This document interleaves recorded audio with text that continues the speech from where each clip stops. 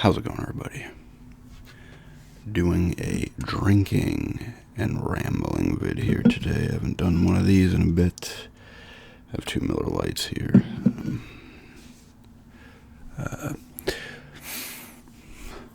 This will be the first time I've had anything alcohol-wise since, I guess it would be January, early January, probably like the 7th, the 7th. It was in Florida.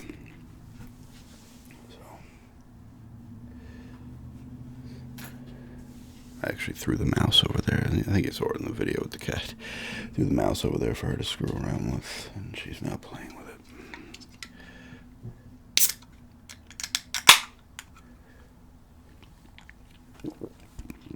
I've been staying away from the alcohol because of the GERD and shit, so it's only 2. I wouldn't go out more than that, and if it's a problem, then I will not be doing drinking and rambling vids anymore. It wouldn't take much for me to just not, if it bothers me, and this, and the GERD, and whatever, the acid reflux stuff, I'll just be like, okay, then I won't drink anymore, or very, very rarely, but probably never again, and it wouldn't be that tough to do, honestly. So the same thing, I haven't had chocolate. Chocolate was another one. I mean, there's stuff that I do still have that I have to, that's what I'm doing now. Like, I eat specific things, and I'm like, okay, everything's fine. Some things I know, like chocolate, I haven't touched it in a while, because I know it will not feel, good down there. Chocolate and alcohol were always two that were a problem.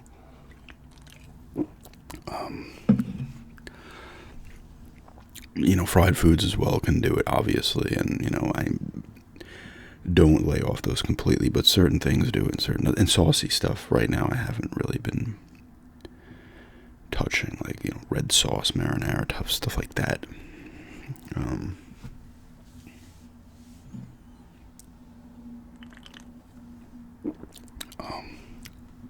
We shall see. Shit, if this is bothering me immediately after one, I will stop. But I figured I had them in the fridge when my friend was here. We played Bond. My 2 friends were over. My friend brought some beers. I didn't have any then, but he left. I think I said it. He left like 4, and I just dumped 2 because I'm like, if I do a drinking and rambling vid with these, I'm gonna probably polish off 3. I probably shouldn't have any, but how it goes. This will be the last video for March. I'm going to be putting this up March at night, March 31st at night. The ODST gameplay went up in the morning, but I'm doing a tour to 2 in a day to end the month.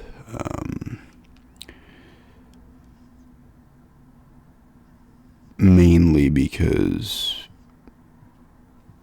that ODST video is not viewing that well. I'll do that with videos if that's where I'm usually doing my 2 a day. If I'll put up a video early, 8:30, 9:30 in the morning, whatever it may be, and if it's just doing terrible by like 8:30, 9:30, I'll be like, okay, let me get a second one up, just to keep the views decent. I cranked that down a bit. I don't know if it's picking up people playing basketball outside, so I don't, even after so much time, I don't know what this thing picks up and what it doesn't. Sometimes I'll be like, it picked that up, and then other times I'm like, how is it not picking that up? Some kind of noise outside, you think, oh, that's for sure, and then it doesn't, so I don't know half the time what it does. But I also have the little selections you have in the back. I have the one that's the full around, not just the front of the mic. That's why I can kind of keep it off to the side a little bit. I've been doing that a bit more lately, just to kind of have the mic over here, so it's easier to just, if I'm showing something or something like that, it's easier to do instead of going around the mic. I'm going to be doing a drink review and a game pickup tomorrow. I got a cheap game off of Amazon that I've been looking at for well over a year. It was cheap. It was like 8 and change after tax. It's something kind of that I kind of like the one I played. I think there's 4 games in this series. I'm not gonna say what it is. I played the first one. I did not complete it. I think it might have been on Game Pass at the time when I played it. It was cool. I just didn't beat it. And this one, I think, was the second one that came out. I don't think this one and the first one are connected, but I don't think the 2 that came after are. They could be. I don't know. But I was a game interesting. I like these kind of games. I don't know. Maybe you can guess from that, but I do like these kind of games. And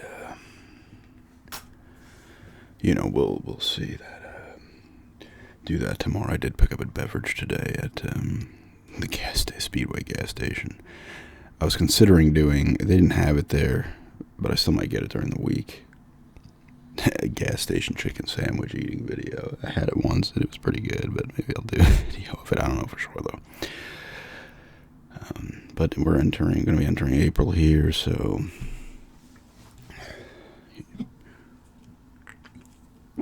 fresh vids to come. I did complete Final Fantasy 7 Rebirth yesterday. I did 100 hours. I don't know if I'm going to do a review of it or not. I might. I don't know, but if I do, it's going to be in the next few days before stuff starts. I mean, when I do if I do the review, and I've done reviews in the past, some of this stuff I forget stuff because I played that. It took me. I didn't play it every day over the course. I got it on the 29th, completed on the 30th of March, 29th of February. I got it a little over a month, but I didn't play it every day, obviously. But even I went back real quick because you get chapter selection at the end of the game. You can go back to different chapters. It's a little annoying because if you this is where I got annoyed by it. I will say this in this video. I'm like, okay, I have the one proto relic thing I need to do, finish up. It was just I couldn't take the one I need to come up with a different strategy or whatever. And I was like, whatever, I don't need to do it.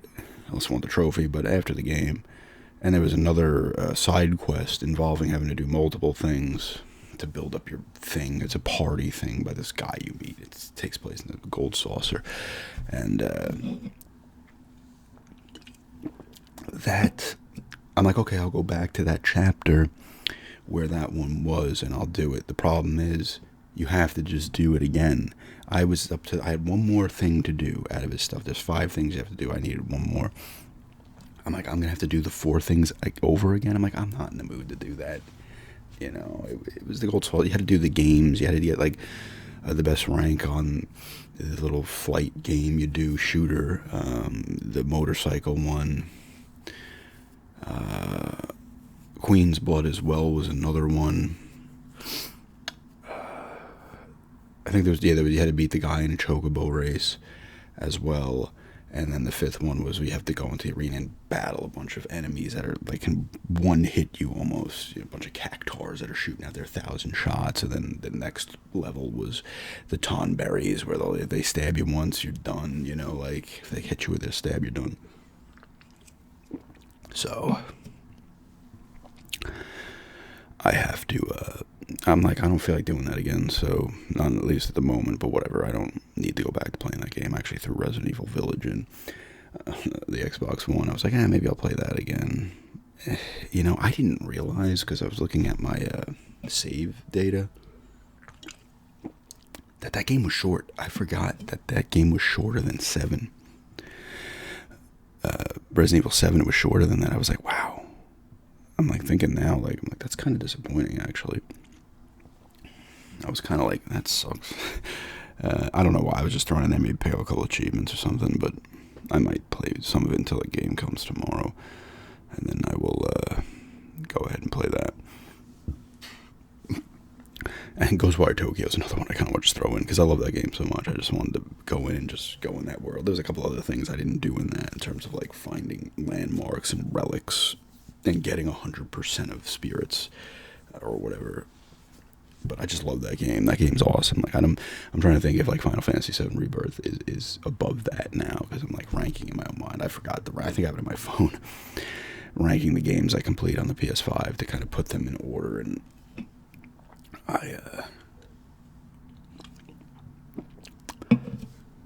Rebirth was fantastic. It really was. There was a couple of points that pissed me off. I talked about the one on Instagram, and I think I mentioned it on here as well.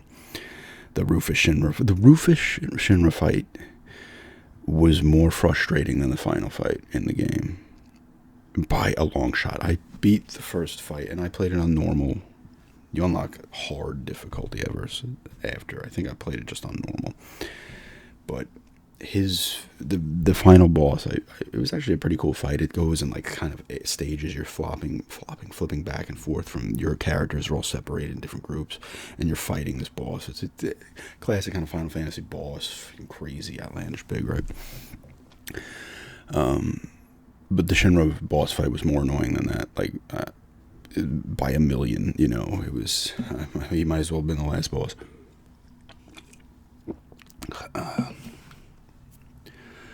I didn't realize, because I asked my friend this because he's playing and he played the original when it came out, and like I've said, I did not. I'm like, was Queen's Blood in the original? He said no, it wasn't. I was like, oh, that was a cool fucking addition, because Queen's Blood was fun. I'd love to see them make a game just based on that, kind of like how The Witcher made the Gwent. It was in Witcher 3, right? The Gwent game, which was cool, and then they just made like a specific Gwent game. I thought that was kind of cool. It'd be kind of cool to see with Queen's Blood. Baseball is 2-3 games in for teams. There's been some, at least the first 2 games, the Braves were roughing up the Phillies, and the Orioles were roughing up the Angels. I mean, of course, the Braves, you know, are going to have a sick offense. They're pretty stacked. Last year, I think they had like 6 or 7 guys over 70 ribbies, which is kind of insane.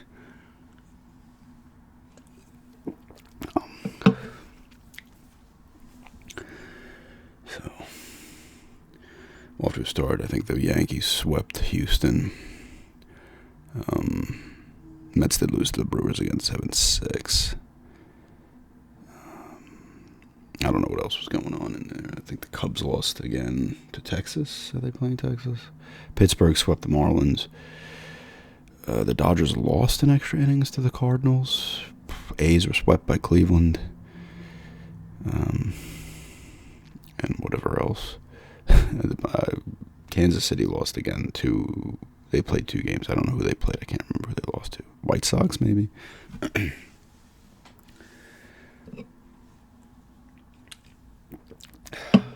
Baseball becomes the main focus, kind of, for a lot of people. Unless you're just into baseball and not other sports. Once, like, NHL and NBA is over through the playoffs, then you have, like, the tail end of June, the real tail end of June. And, you know, you get your July and August where you're just, you know, it's baseball. There goes that dog again.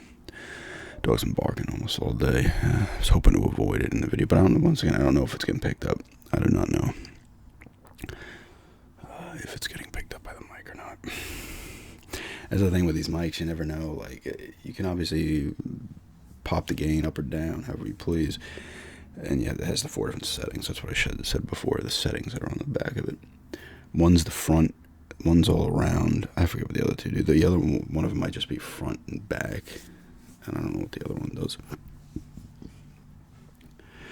I usually only use the 2, directly in front or the all around one. But like I said, sometimes I don't know. I don't know what April's going to look like video-wise in terms of what I'm going to be doing. I'll probably get a browsing vid up. I still want to do Amazon Prime video browsing and probably the Switch Online store as well. For those 2 browsing videos, those will probably be done in April. The leading videos, probably a couple of role plays. There'll definitely be, I think I only did 1 role play or 2 in March. There'll probably be at least 3, I would think, in April. Got that concert next Friday, so I need a video up for then because we're going. It's in Foxwoods, so we're going up a little earlier on Friday. So, and then the following weekend we'll be going down to North Carolina for 4 or 5 days, just bringing down boxes and stuff. Getting there, we need to get a lawnmower. I'm gonna need to cut the lawn down there. And then I'll do videos from there. We have the internet hooked up down there now. So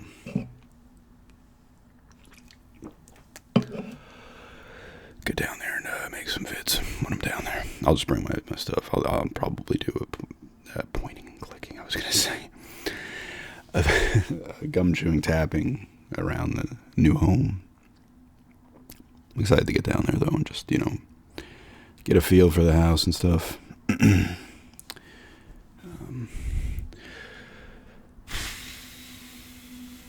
Still gotta watch those 2 episodes of Halo. The guy from Gen V, kid I should say, he was only 27 I think, died. I think it was a motorcycle accident. He was in Gen V. I was like, I saw his pictures on Instagram. I'm like, he is familiar. I'm like, what if, and I didn't realize Gen V at first. That was a cool show, the first season. I think they just delayed the second season kind of indefinitely. Obviously they're going to have to recast him and stuff because he was a big part. I do forget his name. But he's also in The Chilling Adventures of Sabrina. Because I was like, that's what I first recognized him from. And then I was like, he's been in other stuff. And he was in that. That's, sad, obviously. I mean, he's young, under 30. I just read that it was a motorcycle accident. I don't know the details behind it. What the things were, Any kind of automobiles or motorcycles, regular cars, whatever it may be, is dangerous. Can be dangerous. I should say can be dangerous. Yeah, another game coming tomorrow. It is an Xbox One game.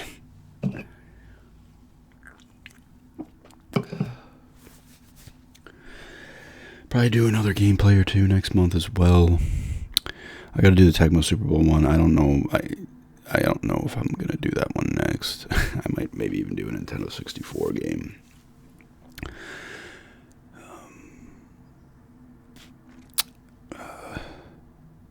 The ODST one was funny. I spent like 5 minutes trying to find the first beacon. I'm like, where is it? I finally found it. I was like, this is gonna be a short gameplay because I cannot find this thing. But I ended up finding it. I think that was over half an hour, that one. March Madness is still going on. I got a rematch of LSU and Iowa in the women's bracket from last year's final, so that should be a good one. Who else? NC State, I think, is in the Elite Eight in both the men's and the women's. I think Alabama upset North Carolina in the men's. I've kind of checked out. I mean, I'm still paying attention to it, but I was, my brackets were screwed.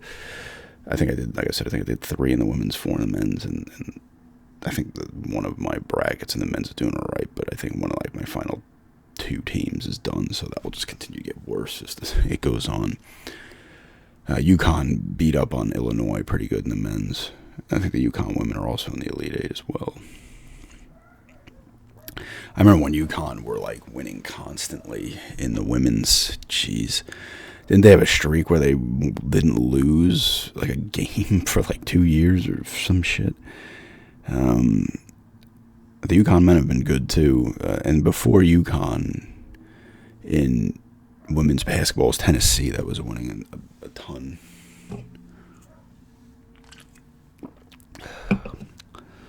I forget their coach's name. In Tennessee, she was really well known. Pat something? She won 7, I think. And then UConn won a shit ton.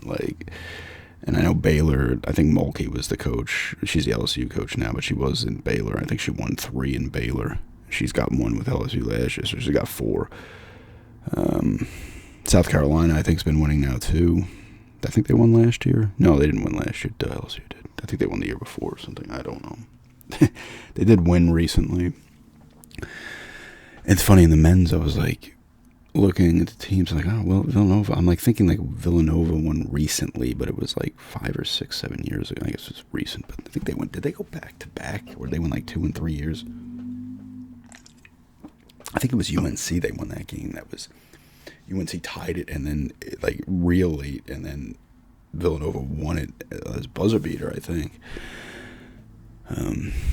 That stuff's always, I like that. Just, part of the reason I like it is because of the big brackets, I just like that thing. It's like when the playoffs in sports come along. I just like the bracket style tournament and stuff, and I don't know why.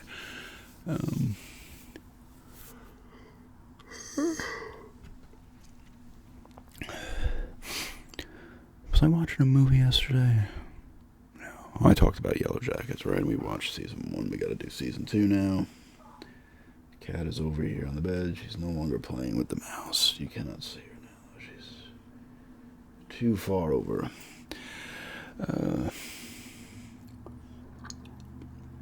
Still haven't picked up another graded card yet. That's another thing I just waffle on. I'm like, oh, I want this one. No, hold off. Yeah. Like I've said, I want to make a couple of more runs to the retro game stores I go to. I'm not going to hit every one I've been to on the island one more time, because then it's like we'd have to go to Unique Bazaar has one that I've gone to a lot. The other game trading post that's in Levittown. They have one at the Broadway Mall now too. That I remember the person who did the video game trading post. He was in the basement, the Big Chief building, I think, in Massapequa. I remember I went there a few times. And now he's got one, actually he's got 4 stores, I believe. There's the one in the mall here. There's the one in Deer Park. There's the one in Broadway Mall, South Shore Mall, Broadway Mall, Deer Park Outlets, and then the one in Levittown, which is just like a strip of stores. So good for him, man. That's awesome, to be able to expand that out a lot. I mean, some of the video game stores on the island have multiple locations, the retro game stores. I think East End Gaming might have a second one, I'm not sure.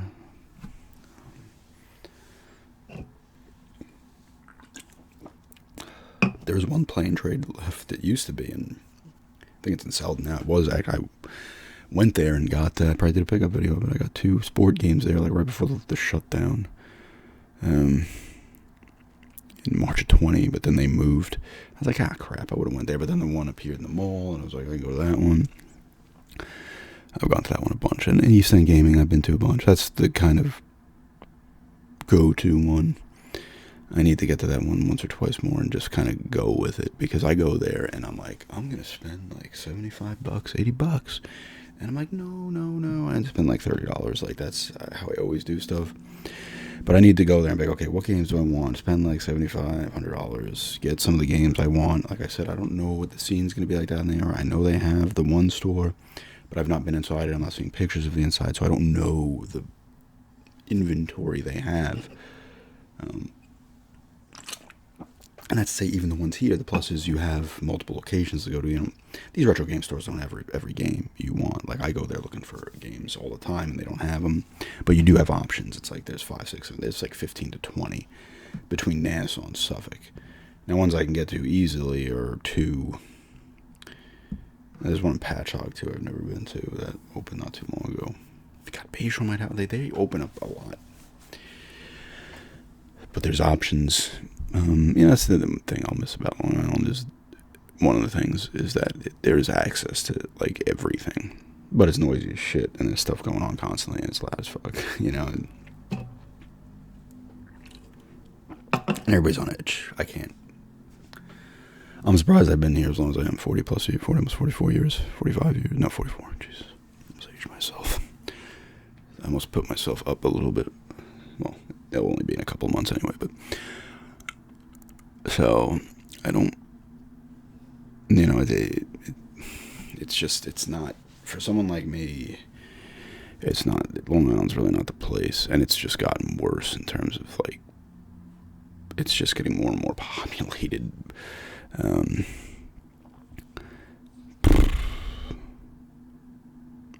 It used to be, like, farmland and shit way back.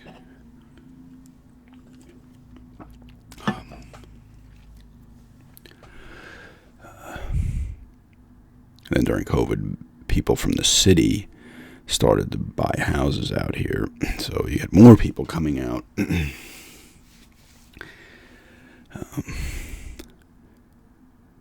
Because they were probably like, this lockdown in a city fucking sucks.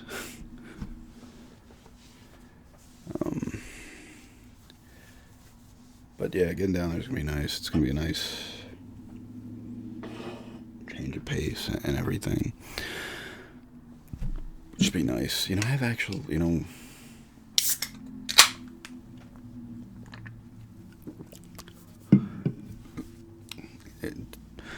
good scenery and stuff. We got that forest that's below us, and there's smaller mountains. They're not big mountains. They're like 900 feet or something.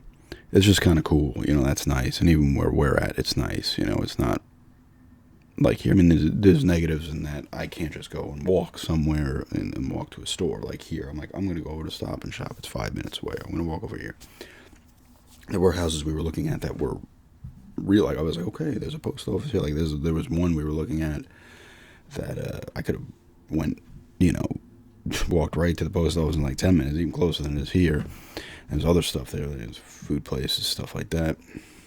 So that's one of the things. I can't just go, and they're not really like super walkable roads. I mean, during the day, sure, but at night, no.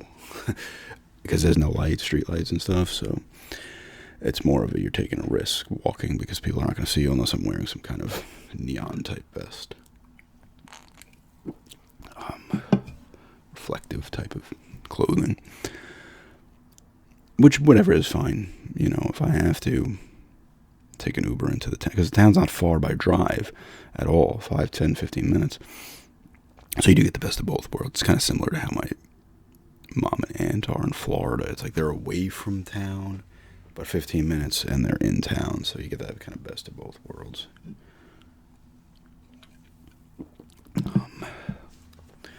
I do need to get down there in August, Florida. I got to pick up my Transformers that are down there.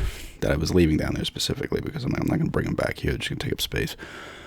I'll wait till, we move. So, maybe I'll see what the Walmart has down there when I go down. The last times I was there, I did look, but there was like nothing that was interesting to me. I got the 3. I think I got them all at the same time. Did I get them all at the same time? I think I did. I don't know. But definitely get down there.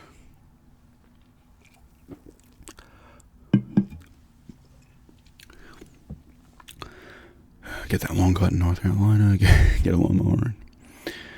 We'll probably end up going with a battery-powered lawnmower. Chargeable batteries. Because then we don't have to get the gas. I mean, that's all I've ever used when I've cut lawns is gas mowers. But then you don't have to worry about going into town and getting gas and stuff, charge these things up. Unless it's just such a shitty cut. I don't know. I don't know, like, the difference between, like, if you're getting better action with your blade and stuff with gas. I don't know. But the lawn isn't that big, so as long as it does its job, I think it holds a charge for like 50 minutes. Some of these things, what I was looking at, so I'm like, it's not going to take 50 minutes. So some of the mowers too, like the last one I was using in Massapequa, you got to get oil for it too.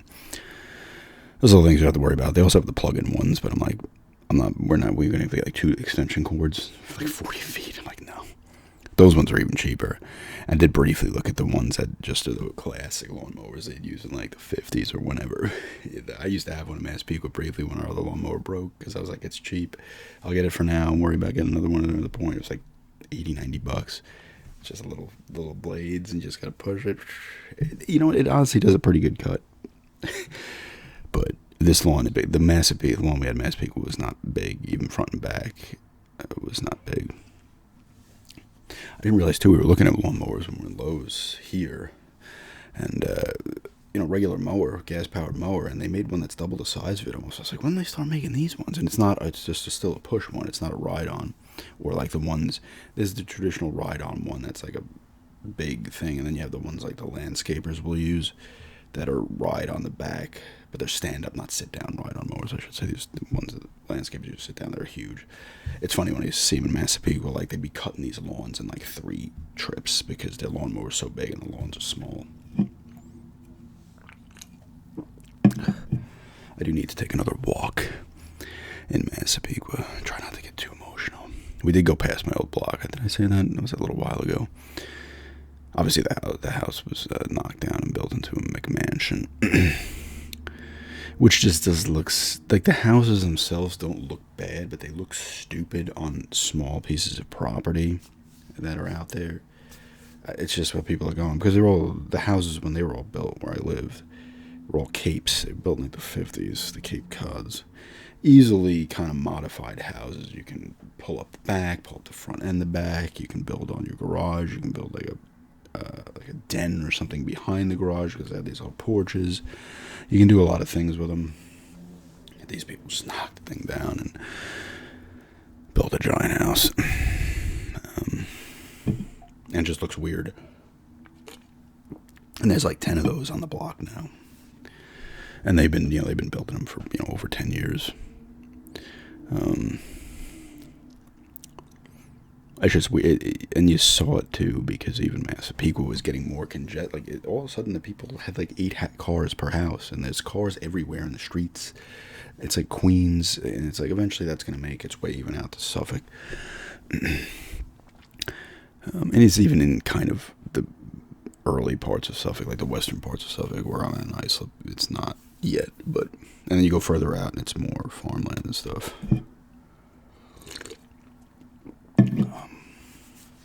Farmish land. You got to go farther out, but it's more open. It will continue to make its way out here, though.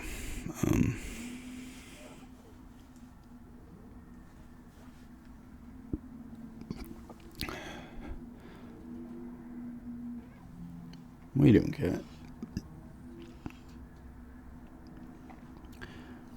You moved over here now, Big Pudge.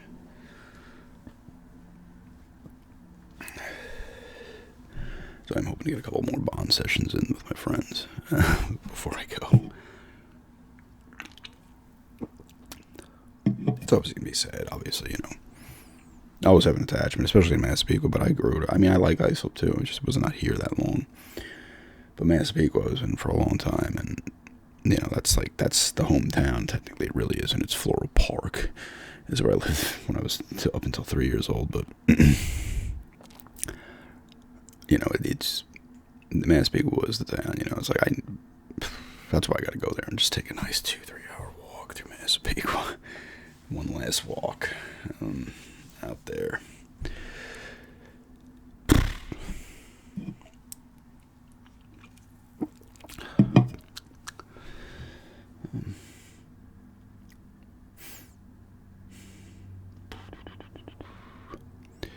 Sun's coming in. This house does have good sunnage. It's not good for video sometimes, but like the sun is just constantly coming in one of the video windows because like no trees in the backyard, so just blasts on through. There was one, but it got cut down. It wouldn't have really done much of anything either. The position of it.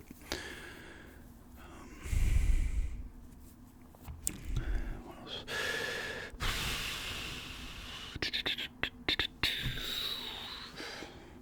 Like I said, I'll get into this new game I'm getting tomorrow. And,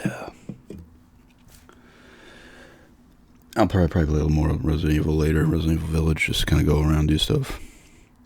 And what I didn't realize, when I was first playing it, I literally got it like 2 days before we had to go down to South Carolina at the time, because my fiance's stepmother was dying.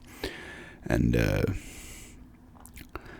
then I didn't play till we got back. We were down there for like 3 weeks, I think, and a little less. And then last time I played it, according to my save, was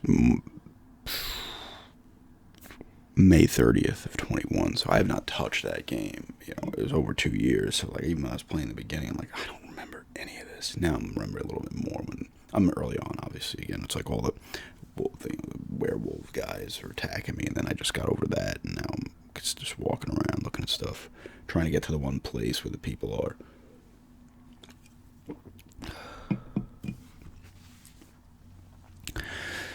I'm trying, I almost want to play through more of it just to see how much I enjoy it compared.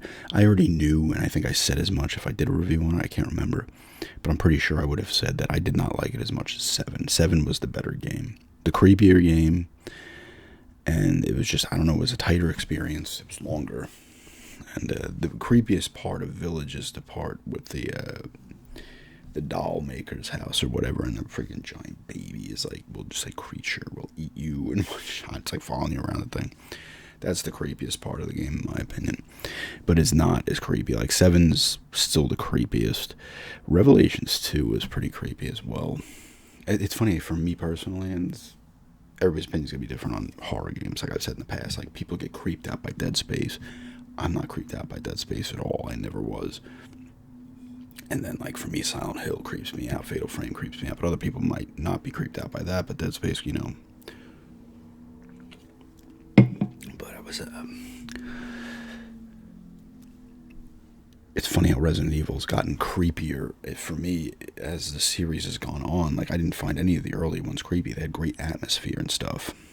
And I'm not thinking there's jump scares. I'm talking more just overall creepy vibe. Like, Fatal Frames and the Silent Hills always did that for me. Like, I'd be like, oh god, I can't wait to play it again. Oh no. You know, like, I'm playing the whole game. Like, what's gonna happen? And obviously Silent Hill, the earlier ones, really the first 4, were so good at building tension and not having anything happen. Like, you're just like, oh god, when's it coming? What's that weird noise? Especially when you're in the underground prison and you see something crawling in the jail cells and you're hearing weird noises. You can't see enough of what's happening. That what was it called? I forget. That short message. That I like that. It's funny how people, I mean, I do know people that really liked it, but a lot of people hated it. I'm like, this was pretty creepy. I thought it was pretty creepy for what it was. You know, but like I said, everybody has their thing, right?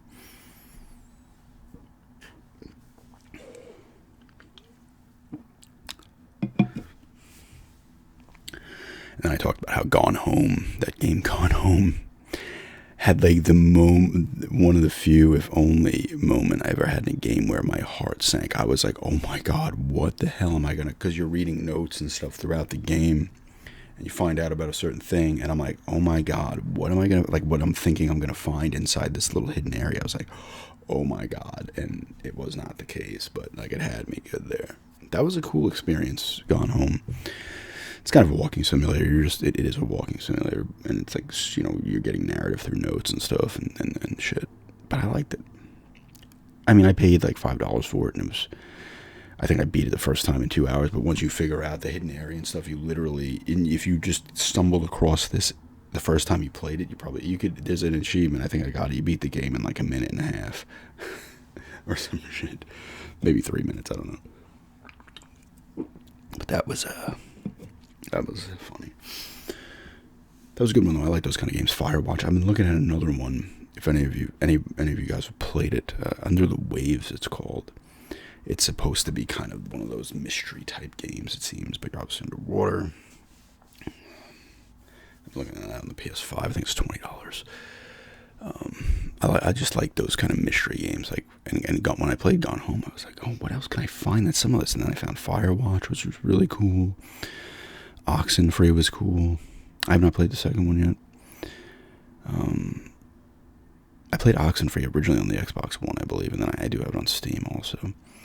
And funny, on Steam, I have a bunch. I found a bunch of those games. Of course, I went away from Steam for a while. This is what I do when it comes to Steam. I'll play a bunch of shit. Like, I was playing a bunch of stuff, then I move away from it for a bit. But I found, what was it called? The Suicide of Rachel Foster, I think, was a good one. I think that was what it was called. Oh, the Paynes Creek Killings was cool. And the Paynes Creek Killings, I think it was Killings, was an interesting one because that's one where, like, I had to go to the guide a few times online because you have to go and find specific things. You have to just search everywhere. There's like nobody there in the town. You're looking at stuff, you're finding stuff, and it's a cool sense of accomplishment when you're like, oh, okay, I found this, now I need to go to this house. You run around the town finding keys, going to the houses, finding notes, codes and stuff. So it was a cool game. I liked it. What other ones did I have on there? I had other ones on there as well. Steam is like a treasure trove for those kind of games, which is cool. I mean, a lot of them actually, I think the Suicide of Rachel Foster is on the consoles, I'm pretty sure. I don't know if the Paynes Creek Killings are.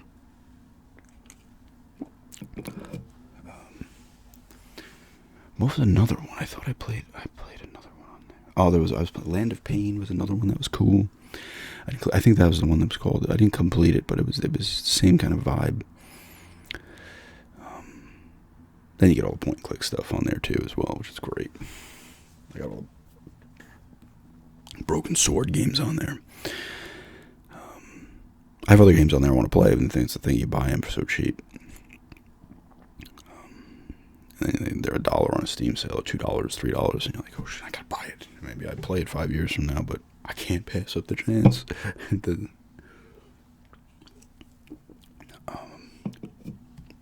Eventually maybe I have a better computer, laptop, and I go back to Steam a little heavier. I'm not saying a crazy one that's playing top of the line shit or anything, but stuff that just can play, stuff that came out 5 years ago comfortably, type stuff.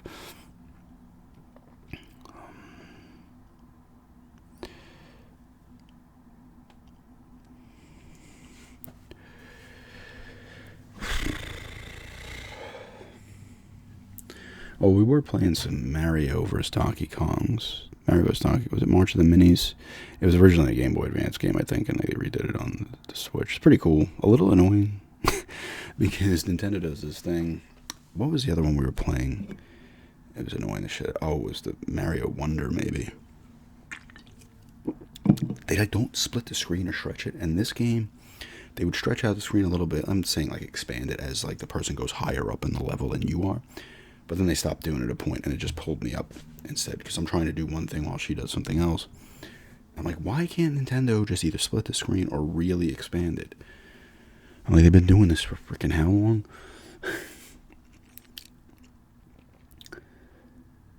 Speaking of Nintendo, I come across a lot on Instagram the old video game ads from, even early 2000s, but we're talking into the late 80s and early 90s, and I'm just like, and I see these for toys as well from the 80s, and I'm like, oh my god, it's like how, and this is one point I talk about, if you had the foresight back then, or just the money, to just be like, you know what, not even necessarily the foresight, but just be like, you know what, I'm gonna buy some of these games here and there when they drop in price, a couple PlayStation games, Super Nintendo, Genesis, NES, Nintendo 64, I'm gonna pick them up for cheap, because I saw one that it was like, oh, it was Dino Crisis 2, I think, come out on PlayStation, and there was Parasite Eve 2 came out, and that was $40, and the first Parasite Eve was $20. I'm like, you just take $60 and you get the 2 Parasite Eve games, and you keep them sealed. You just keep them sealed. I'm just going to buy a bunch of these sealed games, maybe get lucky, and they gain all types of crazy value.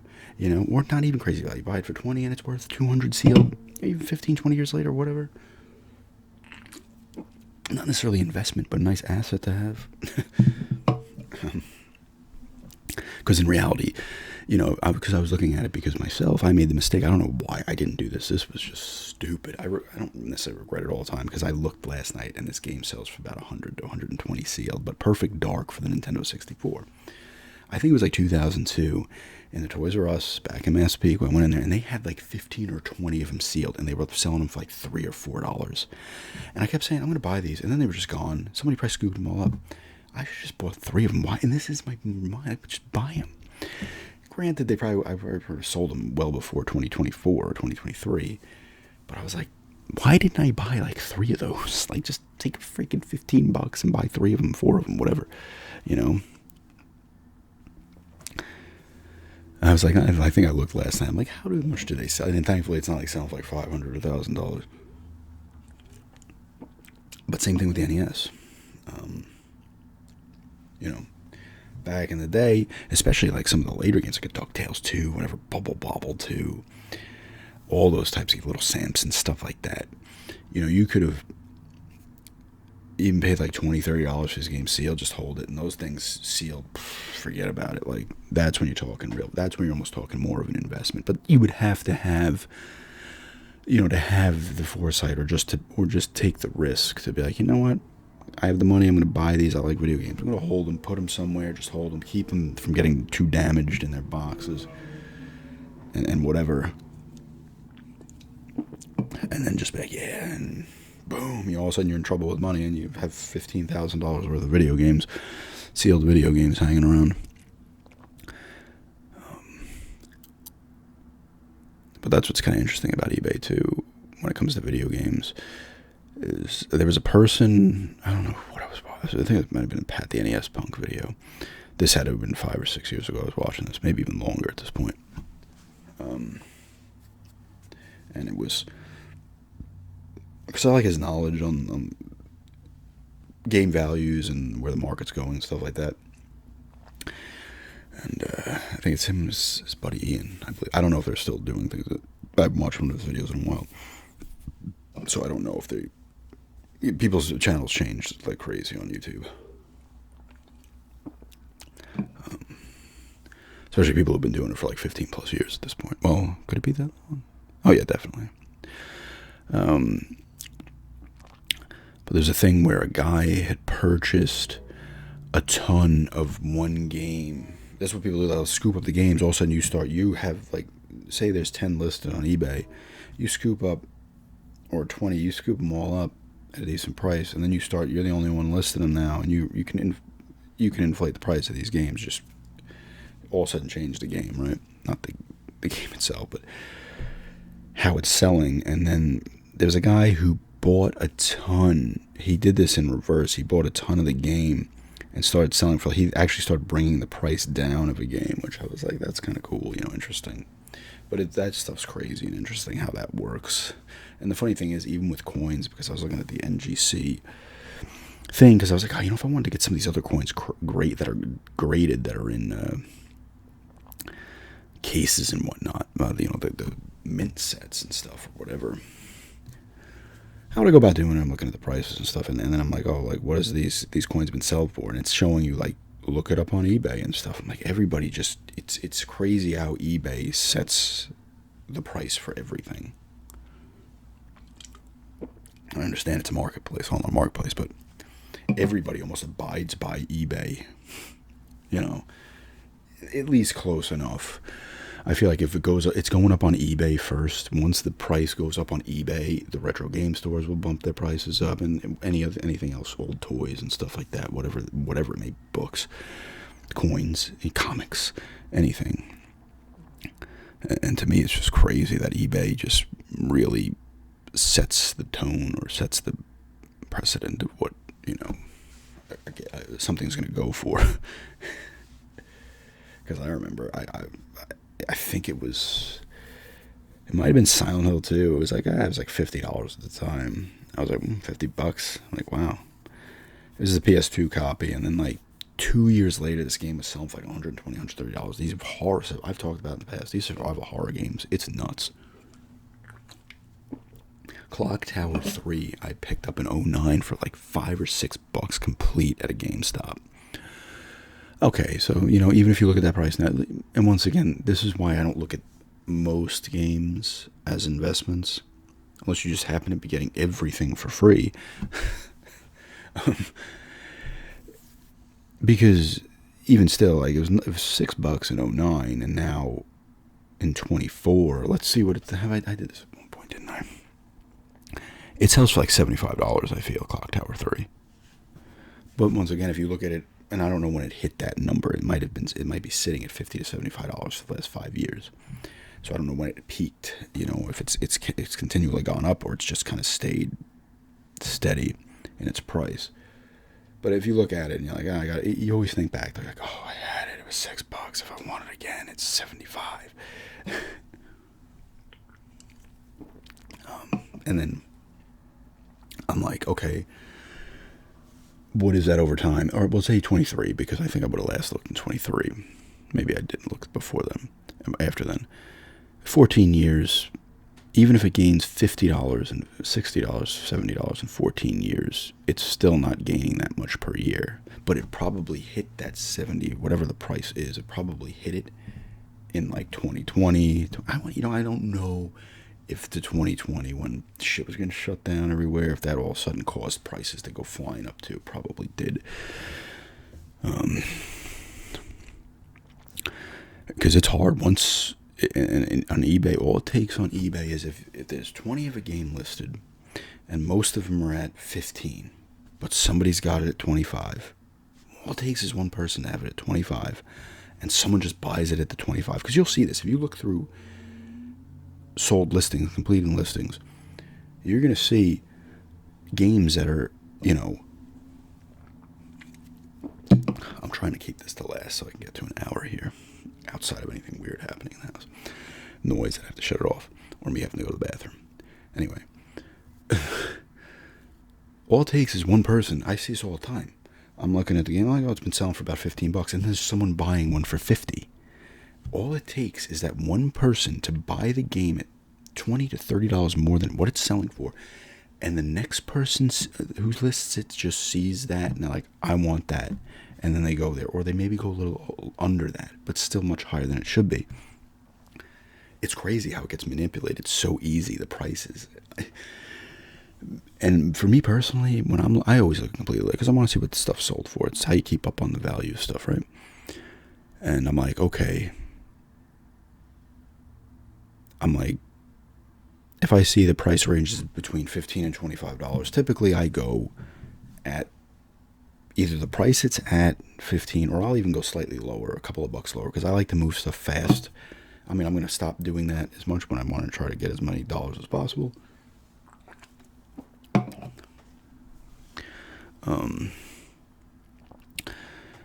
But that's how that happens. 1 second.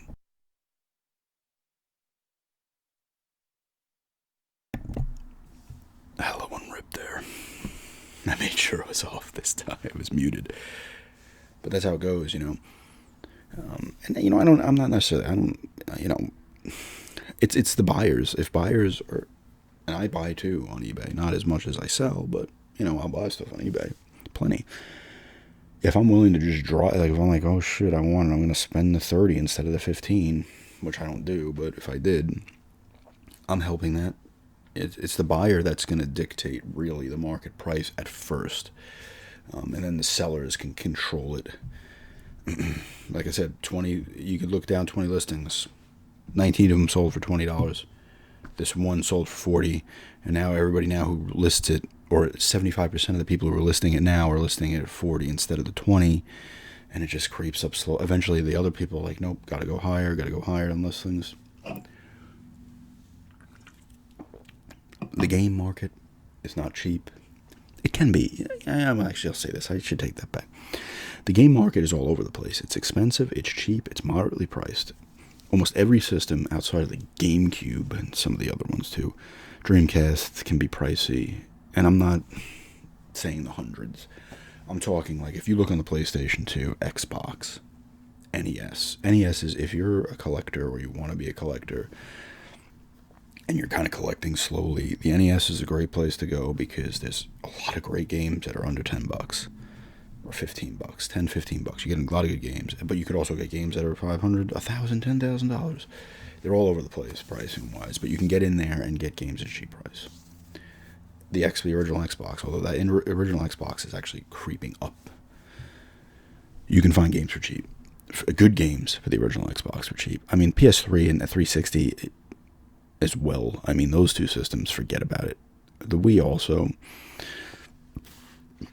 The 360, you can get games, like great games, really cheap. Even if you go to like the retro game stores, you're going to get them for even cheaper than eBay because people want to get rid of them.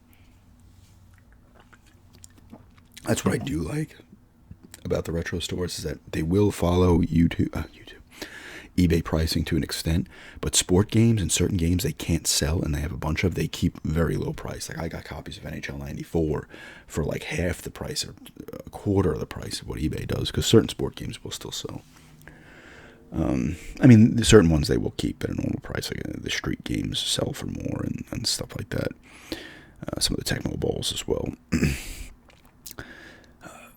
But yeah, the Xbox, the NES, the PS2 as well is all over the place with prices. The GameCube is a tough system to collect for, in that you're going to be spending money, because even the third-party stuff is like $10 to $15 to $20 more expensive than it is on the Xbox and the PS2. Like I have a copy of the Two Towers for the GameCube that I got for like 75 cents at a garage sale like 3 years ago. Let's see what it's selling for. I know for a fact it's selling for under 10, or it should be, unless something's changed, on the Xbox and the PS2. But the Cube, it's selling for almost $20. I was kind of hoping that would happen with the Wii U, But then the Wii, they just put every Wii U game out on the Switch as well, which kind of hurt the value of the Wii U games. Let's see, Two Towers.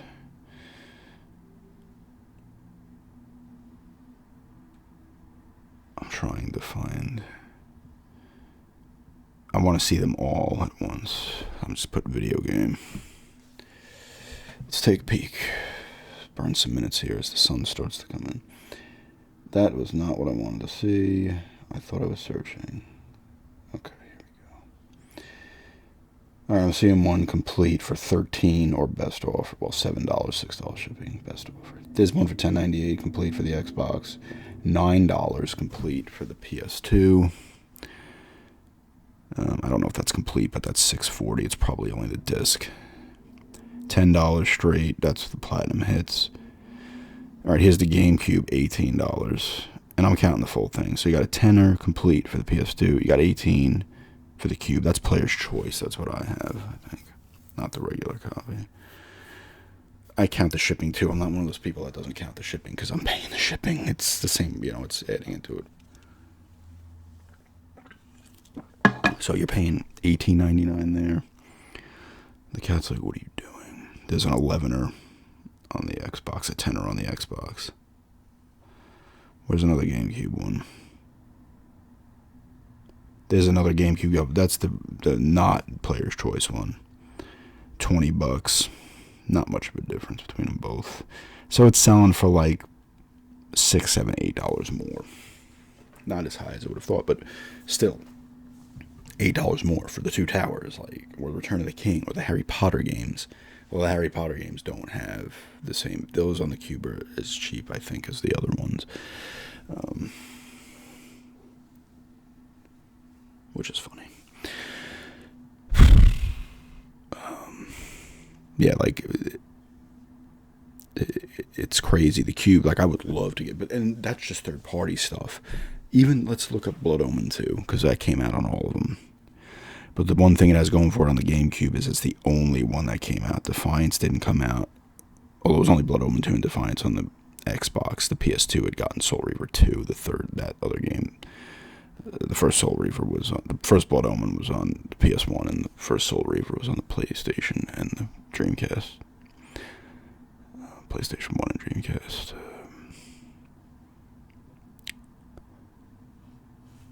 Blood Omen 2, God. I'm like, what was I looking up? Blood Omen 2 for the GameCube.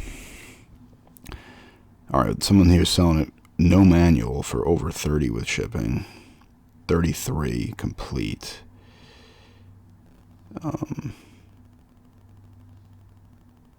That's factory sealed, $110. Someone's trying to sell it for $60. You're going to get it 35 to 40 on average, but once again, there's somebody at the 60. Graded video games are so strange to me. They're so strange and so expensive. 30 to 30, even 40. Some people are trying to sell it for. We'll say $35, $40. Let's see what it sells for on the old box. I don't know. I think I got it for like $9 on the Xbox. Xbox, $14, $15 complete on Xbox. That's coming from Canada, but I don't think that's going to make a difference. No manual, $16. That one has no game. Sealed, $45. So the sealed copy here is selling for as much as the used. Under 20. You're getting it for under 20 here almost every point. Some cases under 15. For the Xbox. PS2.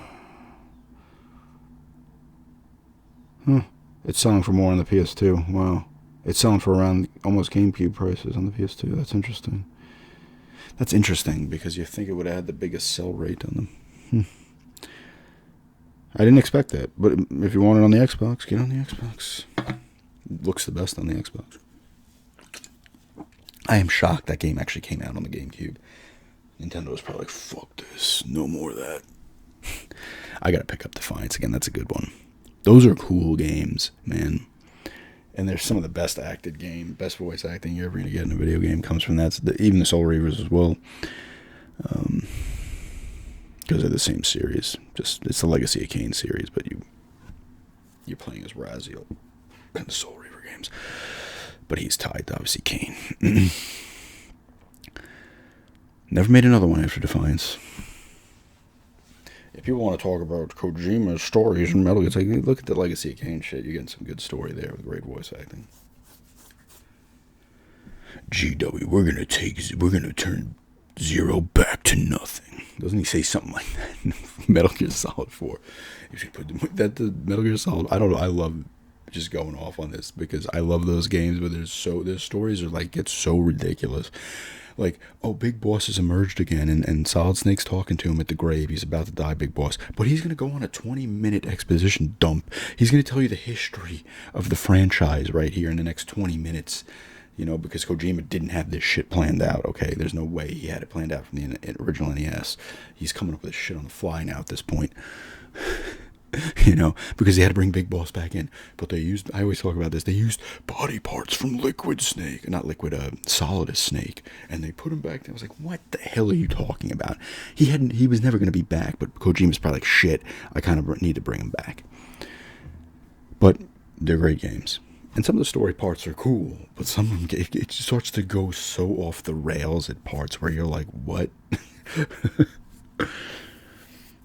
And you get a lot of it at the end of Guns and Patriots when Big Boss is telling them everything. And they do a little CQC in the graveyard.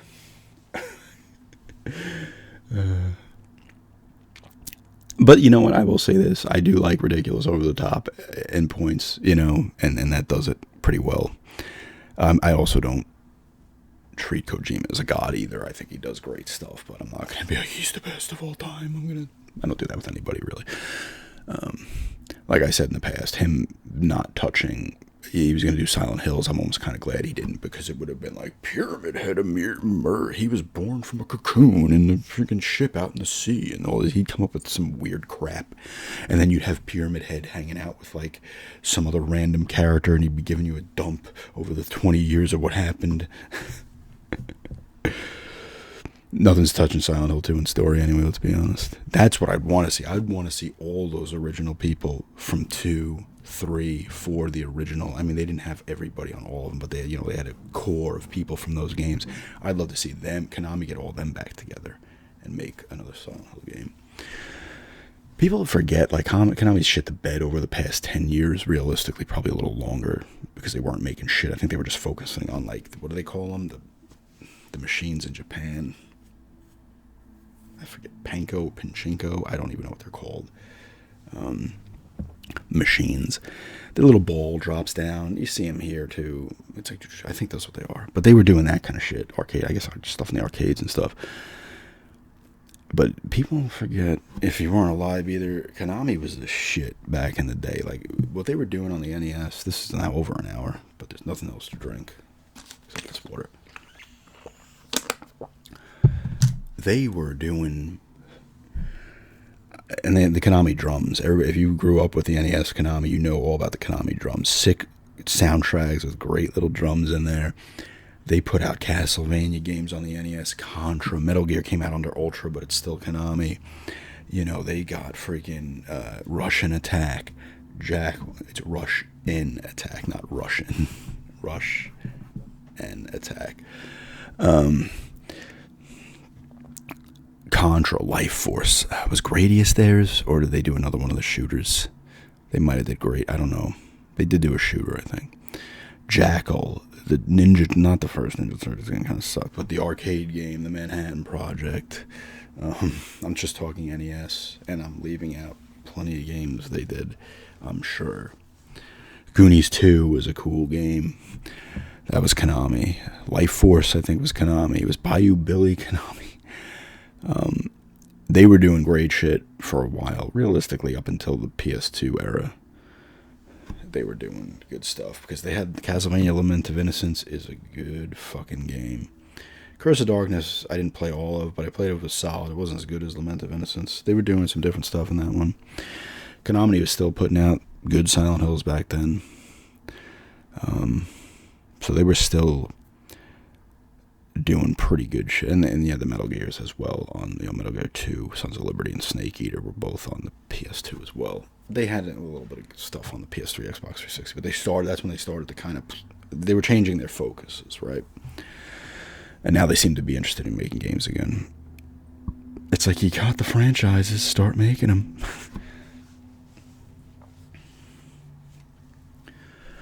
But yeah, I'm gonna stop that now. We're over an hour now. Got to that hour ramble. It's been a while since I've gone over an hour, but hopefully people watch this because there's no gum involved. So, but yeah, this is just drinking, rambling, soft-spoken video here today. Thanks for checking out, and have a good day.